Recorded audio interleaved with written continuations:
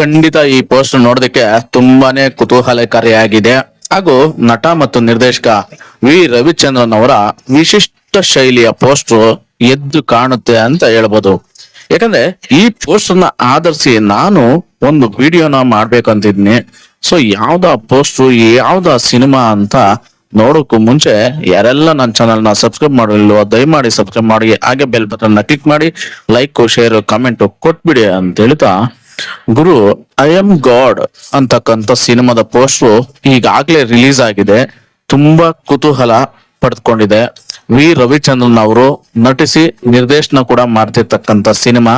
ಇದರ ಪೋಸ್ಟರ್ ಈಗಾಗ್ಲೇ ರಿಲೀಸ್ ಆಗಿದೆ. ಕ್ರೇಜಿ ಸ್ಟಾರ್ ಅಂದ್ರೆ ಹೇಳಂಗೆ ಇಲ್ಲ ಗುರು, ಯಾಕಂದ್ರೆ ಕ್ರೇಜಿಯಾಗಿ ಡಿಸೈನ್ ಮಾಡಿರ್ತಾರೆ ಪೋಸ್ಟು, ಹಾಗೆ ಸಿನಿಮಾ ಬ್ಯಾಕ್ ಗ್ರೌಂಡ್, ಅದ್ರಲ್ಲಿ ಇರ್ತಕ್ಕಂಥ ತಂತ್ರಜ್ಞಾನ ಆಗ್ಬೋದು, ಆಕ್ಟಿಂಗ್ ಆಗ್ಬೋದು, ಹೀರೋಯಿನ್ ಆಗ್ಬೋದು, ಪ್ರತಿಯೊಂದು ಕೂಡ. ಸೊ ಈ ಸಿನಿಮಾದ ರಿವ್ಯೂನ ನೋಡೋದಾದ್ರೆ, ನಾನು ಯಾರು ಮತ್ತೆ ನೀನು ಯಾರು ಅಂತಕ್ಕಂಥ ಆಟ ಶುರು ಆಗೋ ಮುನ್ನನೆ ಕ್ಲೈಮ್ಯಾಕ್ಸ್ ನ ತೋರಿಸ್ಬಿಡ್ತಾರೆ ಕ್ರೇಜಿ ಸ್ಟಾರ್ ಅವರು ಅಂತ ಅನಿಸ್ತಿದೆ.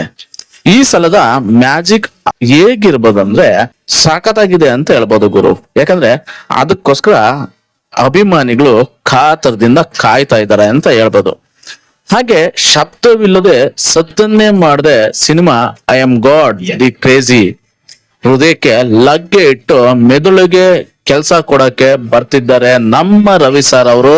ಹಾಗೆ ಈ ಟೈಟಲ್ ಹಿಂದಿರೋ ರಹಸ್ಯ ಏನು ಅನ್ನೋ ಕುತೂಹಲ ನಿಮ್ಗೂ ಇದೆಯಾ ಅನ್ನೋದಾದ್ರೆ ಈ ವಿಡಿಯೋನ ಸ್ಕಿಪ್ ಮಾಡದೆ ಕಂಪ್ಲೀಟ್ ಆಗಿ ನೋಡಿ. ಅಟ್ಲೀಸ್ಟ್ ಒಂದ್ ಸ್ವಲ್ಪ ಅಂದ್ರೂ ಅರ್ಥ ಆಗ್ಬೋದು ಅಂತ ನಾನ್ ನಿಮ್ಗೆ ಹೇಳೋದಕ್ಕೆ ಟ್ರೈ ಮಾಡ್ತೀನಿ ಗುರು. ಈ ಪೋಸ್ಟರ್ ನ ಆಧರಿಸಿ ಕತೆ ಏನು ಅಂತ ನೋಡೋದಾದ್ರೆ, ಪೋಸ್ಟರ್ ನಲ್ಲಿರುವ ಸಾಲುಗಳು ಮತ್ತು ಈ ಚಿತ್ರದ ವಿನ್ಯಾಸವನ್ನ ಗಮನಿಸಿದ್ರೆ ಕತೆ ಹೀಗೂ ಇರ್ಬೋದಾ ಅಂತ ನೀವೇ ಊಹಿಸಬಹುದು.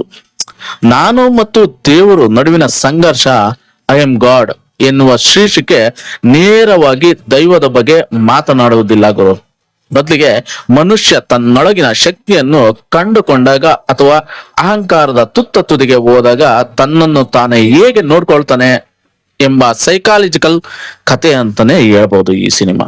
ಹಾಗೆ ತತ್ವಶಾಸ್ತ್ರದ ಹೂರಣ ಸಮಾಜದ ಮುಖವಾಡಗಳನ್ನು ಕಳಚುವ ಕತೆ ಆಗಿರಬಹುದು ಅನ್ಕೊಂತೀನಿ. ಹಾಗೆ ನೋಡ್ತಾ ಹೋದ್ರೆ ಈ ಪೋಸ್ಟ್ ನ trickle your hearts and trickle your brains ಎನ್ನುವ ಸಾಲು ಮೆದುಳಿಗೆ ಕೆಲಸ ಕೊಡ್ತೈತೆ ಅಂತ ಹೇಳ್ಬೋದು. ಲಾಜಿಕ್ ಮೀರಿ ಯೋಚಿಸುವಂತೆ ಮಾಡುವ ಚಿತ್ರಕಥೆನ ಈ ಸಿನಿಮಾದ ಪೋಸ್ಟರ್ ಸೂಚಿಸ್ತೈತೆ ಅಂತ ಹೇಳ್ಬೋದು. ಅತೀಂದ್ರಿಯ ಮತ್ತು ಮಾಂತ್ರಿಕ ಶಕ್ತಿ ಇರ್ತಕ್ಕಂಥ ಅಂಶ ಹಾಗೂ ಮ್ಯೂಸಿಕಲ್ ಮ್ಯಾಜಿಕ್ ಮಿರಾಕಲ್ ಎಕ್ಸ್ಪೀರಿಯನ್ಸ್ ಅಂತ ಬರ್ದಿರೋದ್ರಿಂದ ಇದರಲ್ಲಿ ಮ್ಯಾಜಿಕ್ ರಿಯಲಿಸಂ ಮತ್ತು ಅತಿ ಮಾನುಷ ಶಕ್ತಿಗಳ ಬಗ್ಗೆ ಸಾಂಕೇತಿಕವಾಗಿ ಹೇಳಿರ್ಬೋದು ನಮ್ಮ ರವಿ ಅಣ್ಣ ಅವರು ಅಂತ ನನ್ಗನ್ಸುತ್ತೆ. ಹಾಗೆ ಸದ್ದಿಲ್ಲದೆ ಸೃಷ್ಟಿಯಾದ cinema a film made with no noise ಎಂಬುದು ಈ ಸಿನಿಮಾದ ಚಿತ್ರೀಕರಣದ ಗುಟ್ಟನ್ನ ಸಾರಿ ಹೇಳುತ್ತೆ ಅಂತ ಹೇಳ್ಬೋದು. ಅಂದ್ರೆ ಅದ್ದೂರಿ ಪ್ರಚಾರಕ್ಕಿಂತ ಕಂಟೆಂಟ್ ಮೂಲಕವೇ ಪ್ರೇಕ್ಷಕರನ್ನ ಹೆಚ್ಚು ತಲುಪುವ ಉದ್ದೇಶ ನಮ್ಮ ನಿರ್ದೇಶಕರದಾಗಿದೆ ಅಂತ ಹೇಳ್ಬೋದು. ಹಾಗೆ ಒಟ್ಟಾರೆ ಹೇಳೋದಾದ್ರೆ ಇದು ಒಬ್ಬ ಸಾಮಾನ್ಯ ಮನುಷ್ಯನ ಅಸಾಮಾನ್ಯ ಸನ್ನಿವೇಶಗಳನ್ನು ಎದುರಿಸಿ ತನ್ನನ್ನು ತಾನು ದೇವರಿಗಿಂತ ಮೇಲಾದವನು ಎಂದು ಭಾವಿಸುವ ಅಥವಾ ಸಮಾಜದ ಕೆಟ್ಟ ವ್ಯವಸ್ಥೆಗಳನ್ನು ಸರಿಪಡಿಸಲು ಕ್ರೇಜಿಯಾಗಿ ವರ್ತಿಸುವ ಕತೆ ಇರ್ಬೋದು ಅನ್ನೋದು ನನ್ನ ಅನಿಸಿಕೆ ಗುರು. ಈ ರಿವ್ಯೂ ನಾನು ಯಾವ ರೀತಿ ಹೇಳ್ತಾ ಇದ್ದೀನಿ ಅಂದ್ರೆ, ಆ ಪೋಸ್ಟರ್ ನೋಡಿ ನನ್ಗೇನು ಅನ್ನಿಸ್ತು ಅನ್ನೋದನ್ನ ನಾನು ಈ ವಿಡಿಯೋದಲ್ಲಿ ರಿವ್ಯೂನ ಕೊಟ್ಟಿದ್ನಿ. ಇದರಲ್ಲಿ ನಿಮ್ಗೆ ಯಾವ್ದು ಇಷ್ಟ ಆಯ್ತು ಯಾವ್ದು ಇಷ್ಟ ಆಗಿಲ್ಲ ಅನ್ನೋದನ್ನ ಕಮೆಂಟ್ ಮೂಲಕ ಖಂಡಿತ ತಿಳಿಸ್ಬೋದು.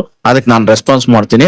ಹಾಗೆ ಈ ಪೋಸ್ಟರ್ ನಲ್ಲಿ ನೀವು ಕ್ಲೀನ್ ಆಗಿ ಗಮನಿಸಿದ್ರೆ ಎಲ್ಲನೂ ಕೂಡ ಅರ್ಥ ಆಗುತ್ತೆ. ಈ ಪೋಸ್ಟರ್ ನಲ್ಲಿ ಪ್ರತಿಯೊಂದು ಕೂಡ ನಿಮ್ಗೆ ಅರ್ಥ ಆಗುತ್ತೆ. ನಾನು ಹೇಳಿರೋದ್ರಲ್ಲಿ ಅಟ್ಲೀಸ್ಟ್ ಸ್ವಲ್ಪನಾದ್ರೂ ನಿಮ್ಗೆ ಅರ್ಥ ಆಗುತ್ತೆ ಅನ್ನೋದನ್ನ ನಾನ್ ನಿಮ್ಗೆ ಹೇಳೋದಕ್ಕೆ ಇಷ್ಟಪಡ್ತೀನಿ. ಹಾಗೆ ನನ್ನ ವಿಡಿಯೋ ನಿಮ್ಗೆ ಇಷ್ಟ ಆಗಿದ್ರೆ ದಯಮಾಡಿ ಸಬ್ಸ್ಕ್ರೈಬ್ ಮಾಡ್ಕೊಳ್ಳಿ, ಹಾಗೆ ಬೆಲ್ ಬಟನ್ ಕ್ಲಿಕ್ ಮಾಡಿ, ಲೈಕ್ ಶೇರ್ ಕಾಮೆಂಟ್ ಕೊಟ್ಬಿಡಿ ಅಂತ ಹೇಳ್ತಾ ಸಿಗ್ತೀನಿ ಗುರು ಮತ್ತೊಂದು ವಿಡಿಯೋದಲ್ಲಿ. ಧನ್ಯವಾದಗಳು, ಶುಭ ದಿನ.